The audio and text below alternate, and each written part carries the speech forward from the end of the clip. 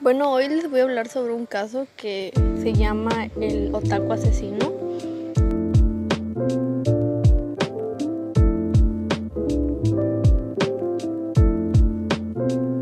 Miyazaki nació un 21 de agosto de 1962 en el distrito de Nishitama, en Tokio. El nacimiento prematuro lo dejó con una deformidad en ambas manos, las cuales tenían fundidas con las muñecas, haciéndole necesario mover todo un antebrazo para poder rotar una mano. A la edad de 5 años comenzó a sufrir bullying por parte de sus compañeros, quienes se burlaban de sus manos, por lo cual se aisló desde la escuela elemental de Itsukaichi. Según compañeros y profesores de Miyazaki, era un chico tranquilo, solitario e incapaz de hacer amigos. Solía escribir ensayos en donde expresaba sus deseos de llevar una vida normal. Sin embargo, siempre terminaba por echar la culpa a sus manos el no poder llevar tal vida. Finalmente se refugió en las historietas y en el manga, al que leía casi compulsivamente hasta altas horas de la noche. Miyazaki era un joven inteligente y llegó a alcanzar la calificación más alta entre los niños que dieron el examen de ingreso a la escuela secundaria Meida y Nakano.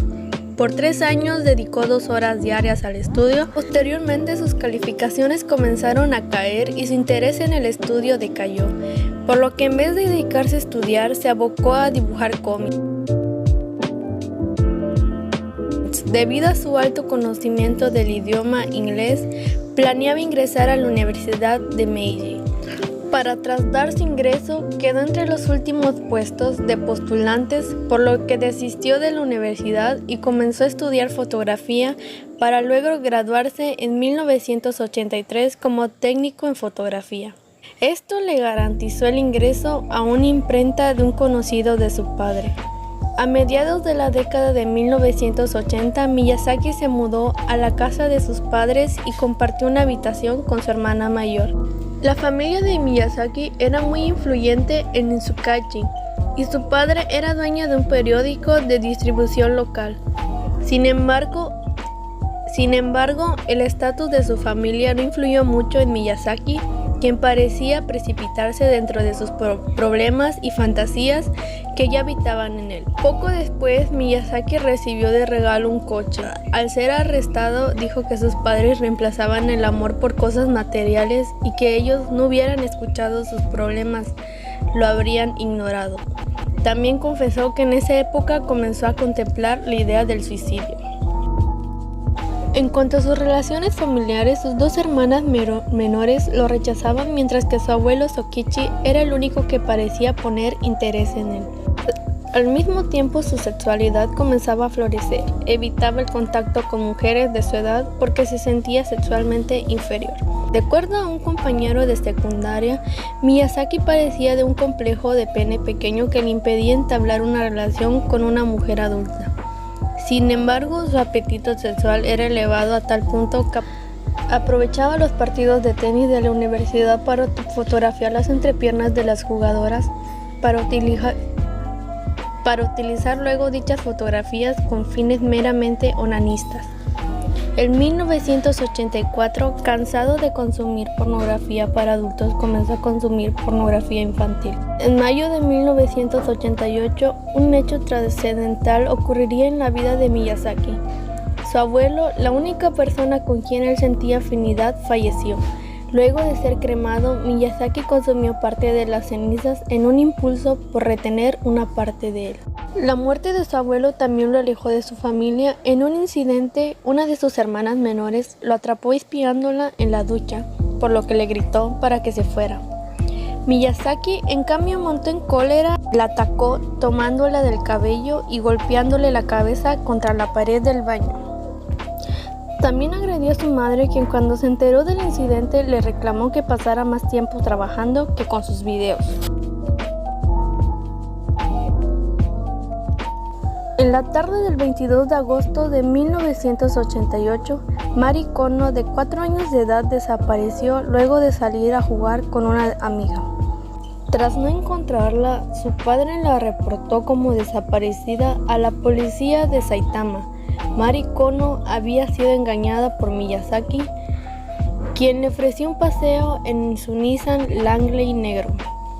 Miyazaki condujo hacia el oeste de Tokio y detuvo el coche debajo de un puente en un sendero boscoso. Allí, Miyazaki se sentó junto a la niña por media hora antes de asesinarla. Tras cometer el crimen, desnudó el cuerpo y abusó sexualmente de él. Luego tomó las ropas de la niña y regresó a su coche. El 3 de octubre de 1988, Miyazaki conducía con su coche por una carretera de la prefectura de Saitama cuando se topó con Masami Yoshizawa, de 7 años de edad. Luego de convencer a la niña para dar un paseo, Miyazaki condujo a la misma zona boscosa donde había asesinado a Mari Kono. Allí, y en un arrebato asesinó, atacó por detrás a la niña y la asesinó. Nuevamente abusó sexualmente del cuerpo. Tomó las ropas y se escapó en su coche. La policía lanzó una búsqueda masiva para encontrar al tiempo que por altavoces alertaba a los padres de mantener controlados a sus hijos. Sin embargo, la búsqueda fue infructuosa y ni el cuerpo de Mari Kono ni el de Masami Yoshizawa fueron encontrados. El 2 de diciembre de 1988, Miyazaki asesinó nuevamente, esta vez a una niña de 4 años de edad de Kawagoe. La niña era Erika Namba, quien regresaba de la casa de un amigo cuando Miyazaki la secuestró, obligándola a subir al coche. Este condujo hasta un aparcamiento en Naguri. Allí colocó a la niña en el asiento posterior del vehículo y la obligó a desnudarse tras que le tomó fotografías. Tras casi ser visto por un auto que pasó por al lado de su coche, Miyazaki asesinó a la niña. Luego ató el cadáver de pies y manos, lo envolvió en una sábana y lo colocó en el baúl del coche. Se deshizo de las ropas en un bosque cercano y colocó el cuerpo de la niña en una zona boscosa cerca del aparcamiento. Al día siguiente, el cuerpo de la niña fue encontrado y 500 policías exploraron el bosque en busca de más pruebas. También la policía supo que tanto la familia de Mari Kono como de Erika Namba habían estado recibiendo llamados extraños en el teléfono, así como cartas que hacían alusión al asesinato de las niñas. El 6 de febrero de 1989, el padre de Mari Kono encontró una caja en la puerta de su casa con restos cremados de la niña, así como prenda de ropa junto a un escrito que decía: Mari, huesos, cremación, investigar, probar. Días después, el 11 de febrero, la policía recibió una carta en la que un tal Yoko Imada confesaba el crimen de Mari Kono. También se burlaba de la policía y de las esperanzas que tenían los padres de la pequeña de encontrarla con vida. Miyazaki seguiría perturbando a los padres de Kono por mucho más tiempo. En el verano de 1989, Miyazaki volvió a cometer un delito. Esta vez convenció a una niña de bajarse las bragas para poder fotografiarla, pero cuando estaba en el proceso de tomar las fotografías, unos vecinos fueron alertados y persiguieron a Miyazaki, quien logró escapar. Sin embargo, su apetito sexual lo obligaría a volver el día 6 de junio de 1989 en un parque de Ariake cerca de la bahía de Tokio. Allí encontró a Ayano Nomoto, de 5 años de edad, a quien convenció de dejarse tomar fotografías. Luego la convenció de subirse a su coche, condujo unos 800 metros y aparcó el coche donde asesinó a la niña. Luego envolvió el cuerpo en una sábana y lo colocó en el maletero del coche. Miyazaki llevó el cuerpo a su apartamento, donde luego de comprar una cámara nueva, fotografió el cuerpo de la niña en diferentes posiciones. También tomó filmaciones del mismo mientras se masturbaba. Miyazaki pasaría los próximos 2 días con el cuerpo practicando necrofilia y filmando, así como tomando fotografías. Cuando el olor se hizo insoportable, Miyazaki decapitó el cuerpo, le cortó las manos y el torso. Abandonó el torso en un cementerio y la cabeza en una pradera, mientras que conservó las manos, bebiendo la sangre y comiendo parte de una de ellas. Temiendo que la policía encontrara los restos, 2 semanas después del crimen, Miyazaki volvió a recoger los restos, los cuales llevó a su habitación, donde los escondió hasta que decidió quemar todo rastro, desde las ropas hasta el mismo cadáver. La policía, sin embargo, encontró el torso en el cementerio y lanzó una cacería humana por el asesino. Miyazaki se vio frustrado, pero su compulsión lo llevaría a intentar nuevamente y finalmente a su detención.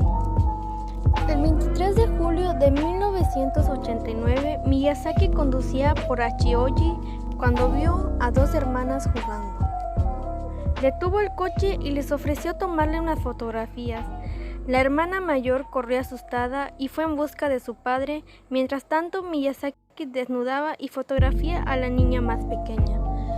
Cuando el padre de las niñas llegó al lugar, Miyazaki intentaba insertar una lentilla en la vagina de la niña.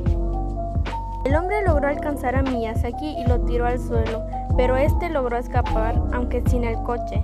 Al regresar más tarde para recuperarlo, agentes de policía lo esperaban. Miyazaki fue detenido bajo el cargo de obligar a una menor a cometer actos indecentes. 17 días luego de su arresto en 1989, Miyazaki confesó el asesinato de Ayako Nomoto, cuyo cráneo fue hallado el día siguiente. También confesó el asesinato de Erika Namba y de Mari Kono. Posteriormente, el 6 de septiembre de 1989, los restos de Masami Yoshizawa fueron encontrados en una zona de Itsukaichi. Luego del arresto, la policía allanó su apartamento, donde encontraron más de 6.000 cintas de video, entre los que se encontraban aquellos en los que Miyazaki filmaba a sus víctimas. Pero la gran mayoría de los videos eran de anime violento y del género gore, como la serie Guinea Pig. Debido a su gusto por el manga y el anime, y también ocasionado por la cobertura de los medios de comunicación referentes al tema, Miyazaki recibió el apodo del asesino otaku, lo cual causó un pánico moral entre la población, estigmatizando a los fanáticos del manga y del anime con ello, y a la cultura otaku, la cual ya estaba bastante estigmatizada entre la sociedad japonesa. Debido a ello, en el libro de Eiji Otsuka, el cual habla acerca de los crímenes de Miyazaki, Otsuka alega que el material de pornografía infantil encontrado en la casa de Miyazaki obedecía a que el asesino conseguía dicho material por medio de un colega fotógrafo, por medio de una red ilegal para poder así alimentar su perversión. Después del encarcelamiento de su hijo, el padre de Miyazaki, quien se rehusó a pagar la defensa legal, se suicidó arrojándose al torrente de un río en 1994. Tiempo después, el propio Miyazaki envió una carta a un periódico local donde decía que con el suicidio de su padre se sentía como nuevo. Durante la década de 1990, Miyazaki permaneció encarcelado mientras que la prefectura de Saitama encargó su evaluación a una batería de psiquiatras, llegando a la conclusión, en 1997, por un equipo de psiquiatras de la Universidad de Tokio, de que Miyazaki sufría un desorden de personalidad múltiple y una esquizofrenia extrema. Tenía enterado de la gravedad y consecuencias de sus crímenes, por tanto, responsable por ellos. Miyazaki fue sentenciado a pena de muerte en la horca poco después de su captura, transcurriendo más de 15 años antes de la aplicación de la pena. Durante su encarcelamiento intentó reducir su condena a cadena perpetua, siendo todos los intentos infructuosos. También luchó porque se le aplicase la inyección letal en vez de la horca, a la cual Miyazaki le temía profundamente. Transcurrió sus años en prisión leyendo cómics, manga y mirando anime en el pequeño televisor de su celda. El 17 de enero de 2006, la Suprema Corte de Justicia mantuvo la sentencia original. El 17 de junio de 2008, Miyazaki fue ejecutado. Se dice que su ejecución fue en respuesta a la masacre de Akihabara.